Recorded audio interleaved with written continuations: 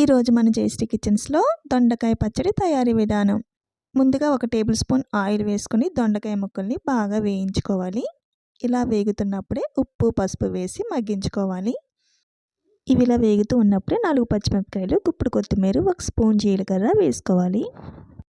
ఇవి మెత్తగా వేగిన తర్వాత వెల్లుల్లి రెబ్బలు, ఈ మాత్రం చింతపండు, 2 స్పూన్లు నువ్వులు వేసి బాగా వేయించుకోవాలి.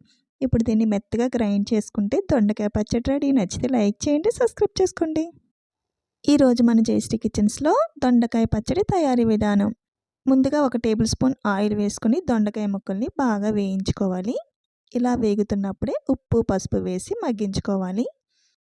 ఇవి ఇలా వేగుతూ ఉన్నప్పుడే 4 పచ్చిమిరపకాయలు, గుప్పుడు కొత్తిమీర, 1 స్పూన్ జీలకర్ర వేసుకోవాలి.